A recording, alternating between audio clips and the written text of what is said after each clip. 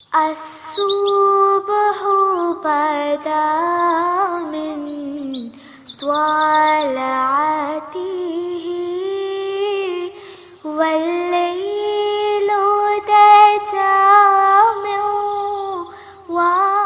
बिस्मिल्लाहिर्रहमानिर्रहीम। अस्सलाम वालेकुम। कैसे हैं आप सब? उम्मीद है बिल्कुल खैरियत से होंगे। आज मैं आपके साथ बीफ पोटैटो डम्पलिंग की रेसिपी शेयर कर रही हूँ।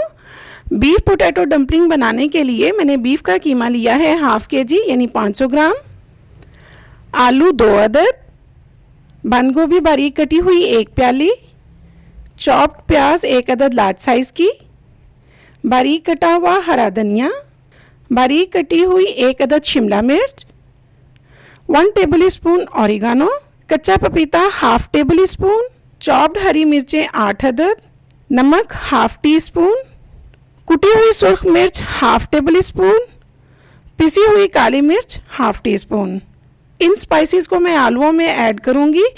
वो स्पाइसेस जिन्हें मैं कीमे में शामिल करूंगी उनमें शामिल हैं नमक 1 टीस्पून, कुटी हुई सुर्ख मिर्च 2 टीस्पून, पिसा हुआ गरम मसाला 1 टीस्पून, धनिया पाउडर 1 टीस्पून, जीरा पाउडर हाफ टी स्पून, लहसुन पाउडर हाफ टी स्पून, अदरक powder half tea spoon, cheddar चीज 1 प्याली, मोज़रेला चीज आधी प्याली।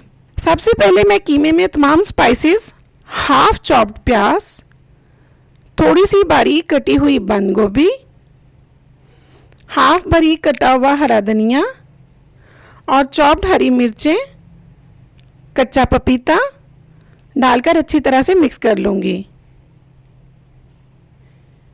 फिर आलूओं को हाथ की मदद से अच्छी तरह मैश करके इसमें बारीक कटी हुई शिमला मिर्च, बाकी का बचा हुआ चॉप्ड प्याज, हरा धनिया, चॉप्ड हरी मिर्चें, फिर इसमें नमक, काली मिर्च और कुटी हुई सुर्ख मिर्च डाल दूंगी।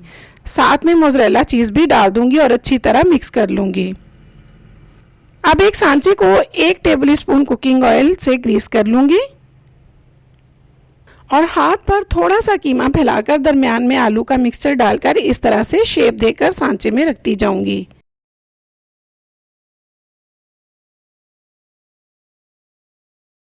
फिर तमाम डम्पलिंग्स पर चेडर चीज डालकर ऑरिगानो स्प्रिंकल करके ऑलिव से गार्निश करूंगी।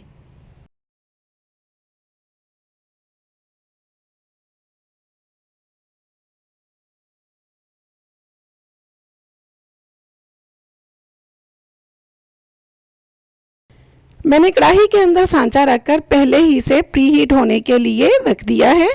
आंच आपने बहुत ज़्यादा या बहुत कम नहीं रखनी, बल्कि उतनी ही रखनी है जितनी आंच पर हम केक बेक करते हैं।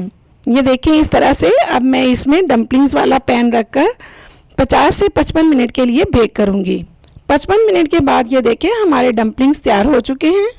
ये डम्पलिंग्स मैंने कढ़ाई में बेक किए हैं और इन डम्पलिंग्स को मैंने ओवन में 180 डिग्री पर 40 मिनट के लिए बेक किया है। बहुत ही मज़े के और जूसी डम्पलिंग्स तैयार हैं। इन डम्पलिंग्स की सबसे बड़ी खूबी यह है कि ये फ्राई नहीं किए गए, बल्कि इन्हें बेक करके पकाया गया है। उम्मीद है आपको ज़रूर पसंद आएंगे। आप इन्हें ज़रूर ट्राई कीजिए, दूसरों से शेयर करें और मेरे चैनल को ज़रूर सब्सक्राइब करें। बहुत शुक्रिया। अल्लाह हाफिज़।